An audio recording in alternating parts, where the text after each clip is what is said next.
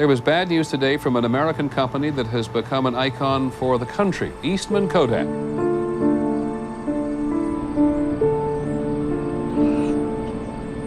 Kodak announced today it's slicing 10% of its workforce, about 10,000 jobs.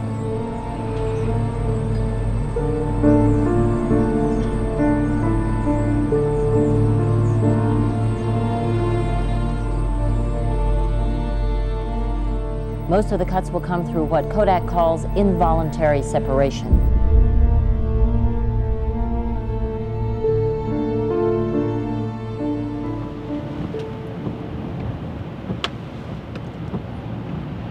That's right there with the Kodak sign on it.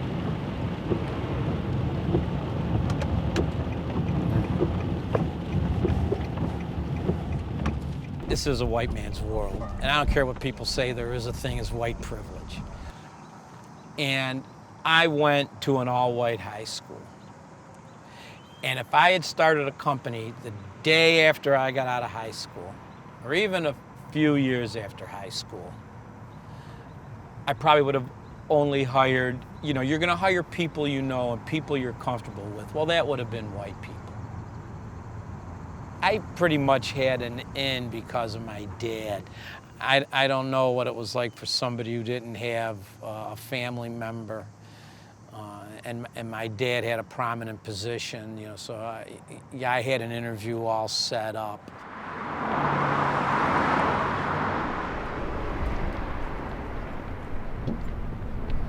I'm involved in art. I'm involved in art in the city. I would say 99% of the time when I go to an art show or an art function or art conference, I am the only black in the building. I don't care, because I love art. But that's a fact of life. So let me know when I should hit the play button here. Here goes.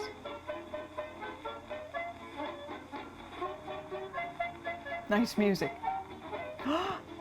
That's Midtown Plaza. The Clock of the Nations. Oh no. Rochester, New York, where each passing hour is gaily saluted in the carnival spirit that is universal with people everywhere. And I'll acquaint you with... Oh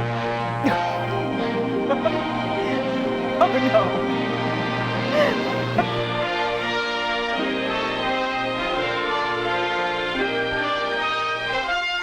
This is like an episode of Superman.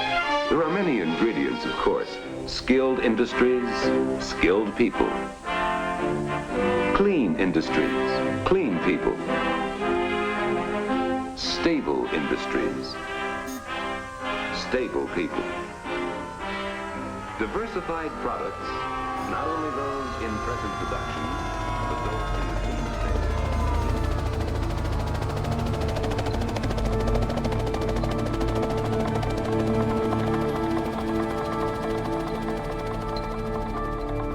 That's my neighborhood. I've run and played up and down Clarissa Street. I knew that neighborhood very well. And it was never the same after that. It was never the same. I understood the hatred and the problems because I dealt with it myself. But I couldn't put the two and two together as far as tearing up the neighborhood, tearing up stores, rioting. So why in the world are they bringing out a burnt bean on a stretcher? Only when they put it in the ambulance, I realized it was a body. And I said, oh, it's a body. And that scene stuck with me for a long time. I dreamed about it. Every time the word 64 riots come up, my mind goes back to that scene. Even though it was a painful time, some good came out of it. Jobs. Kodak finally started hiring blacks. Xerox started hiring blacks. Some of the doors started opening up for blacks because of the riot. Kodak was trying to start a program. They wanted to break the recidivism rate.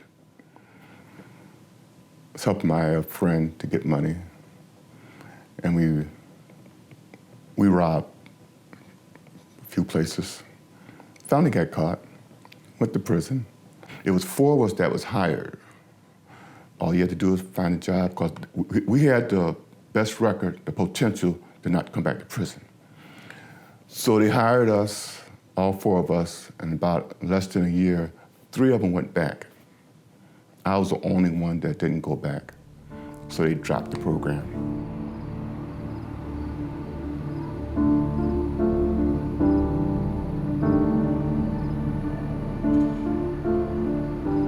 Working for Kodak during that time period, you had the impression you made it.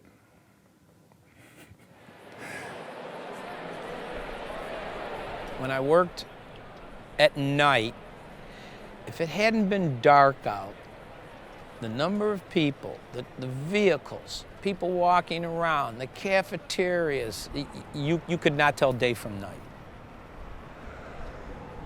And because you learn some kind of a trade, or you have a skill, and a skill that's respected, even you could be young and people would treat you like something.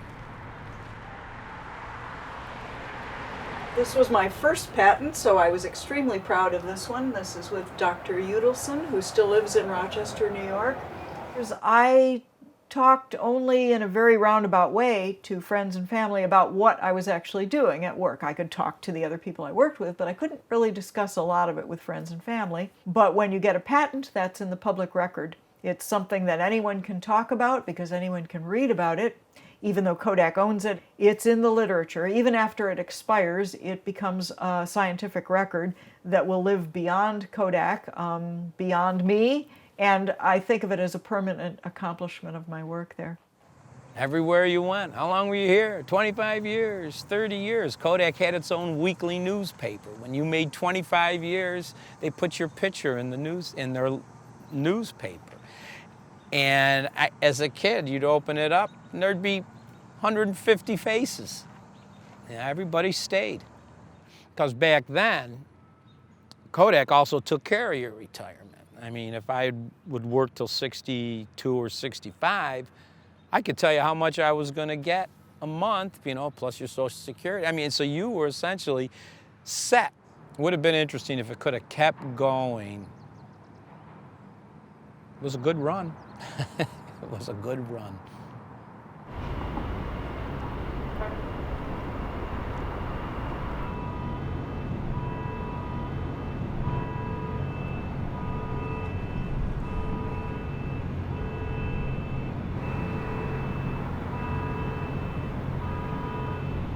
I was their lead token.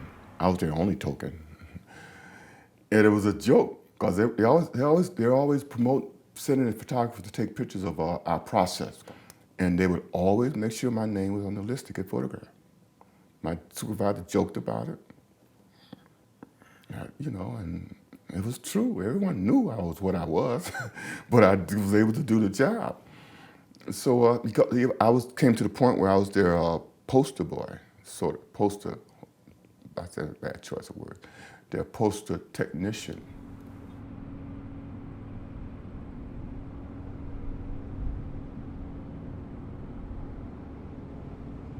And then they came with this new system where your peers would evaluate you. They had input in your evaluation. And they would always give me bad evaluations, even though it was wrong. Why did you promote this particular person? He don't have all the qualifications for the job, for the promotion that it calls for. You have to know have to have all the qualifications to get this pay grade. This guy only had half the qualification to get that pay grade.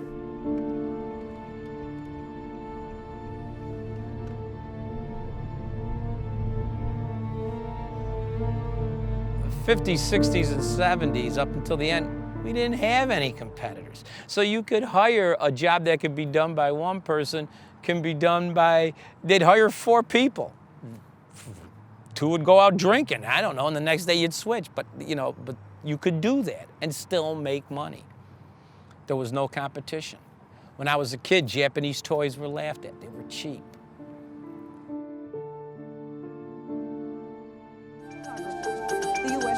Allegations by Kodak that it has lost billions of dollars because its chief Japanese rival, Fuji, doesn't play fair. If by the end of 1 year the U.S. decides Kodak is right, trade sanctions could follow. Here's ABC's Bob James. Silver is what captures light in film, and it is very expensive.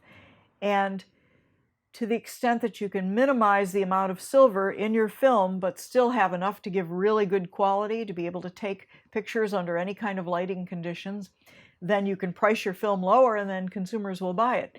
As Kodak executives gathered for their news conference today, more evidence of the company's problems. We polled the 7 still photographers there. Mostly I use Fuji. All 7 were using Fuji film. I was totally shocked when I was called in and informed that my position was being eliminated, and I remember just looking at my lab head and saying, "You're kidding." We had to sit at our desks, wait for a phone call from the division manager, then go to his office, have a 5-minute meeting during which he would first read a pre-written introduction and then hand us one of 2 pamphlets. One pamphlet would be the thinner pamphlet saying that you would be keeping your job, or the thicker pamphlet with all the required paperwork because you were losing your job. Kodak to lay off another 1,500, Kodak to lay off this many.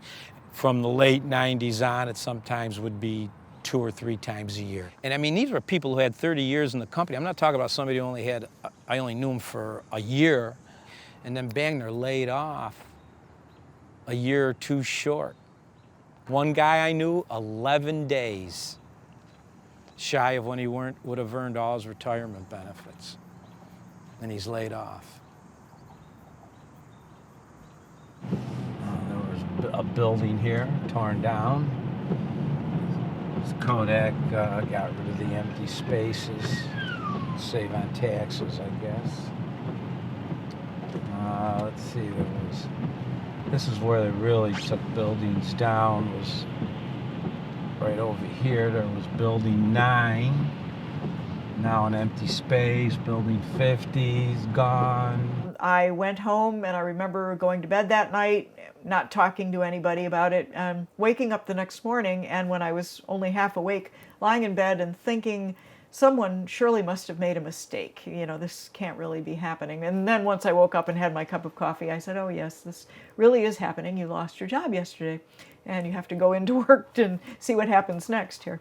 But yes, it was really quite a shock. And it had been 26 years at that point.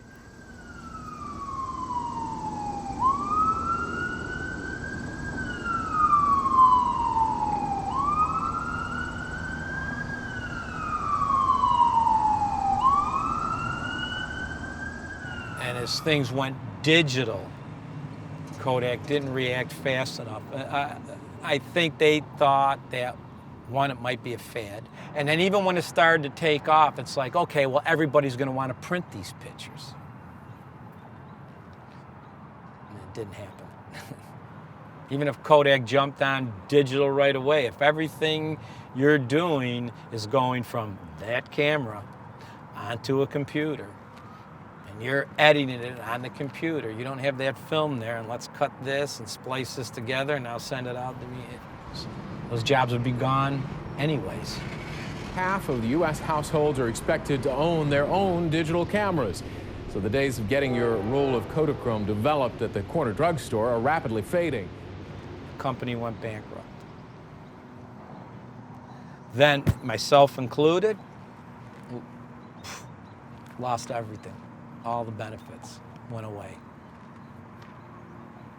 I am extremely lucky that the Affordable Care Act came along, because when Kodak went bankrupt, I could no longer afford the cost of my MVP healthcare insurance.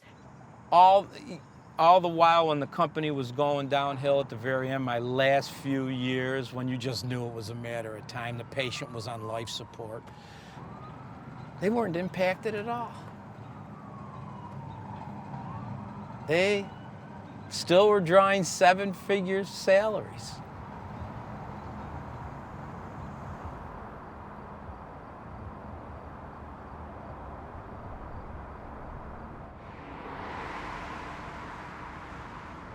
Kodak very nicely offers a free framed plaque for your first patent as an inventor.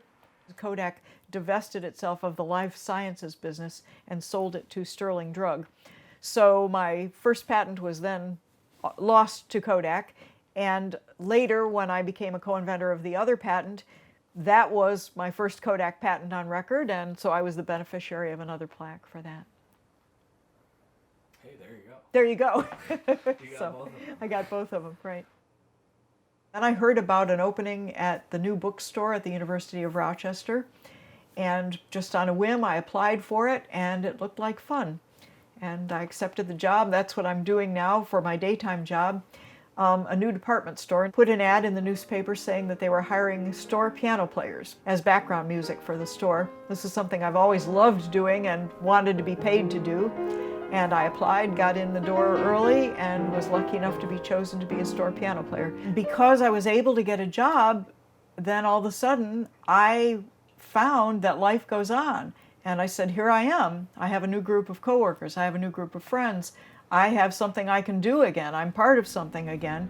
It won't ever be like Kodak, but there was something else that replaced it.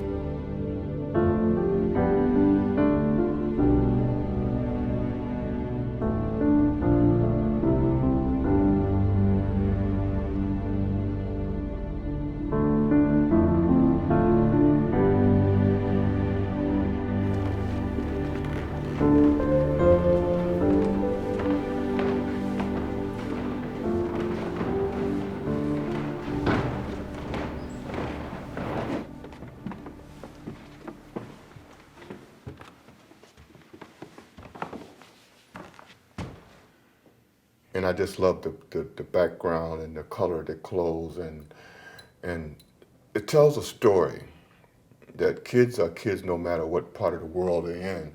They're all hanging out together, they're having fun, and they just say, wow, it's raining. And they stop what they was doing and put their hand in the raindrops that's coming down from the gutter. At the beginning, some people felt offended that I was tearing pages out of the Bible. But after a while, they saw what I was doing with it and what the message was purveying. They got over it. It's just funny to me how some whites justify the way what they do and the way they feel. And this other part, the sad part about it, they do it, don't realize they're doing it. They don't realize they're being racist or prejudiced or indifferent when it comes to blacks. We're separated in our culture, we're separated in our arts, we're separated from being who we are as a human race. Yeah, I got another job after Kodak. I worked another 5 years for a Holy Sepulchre Cemetery, which is appropriate. I buried Kodak.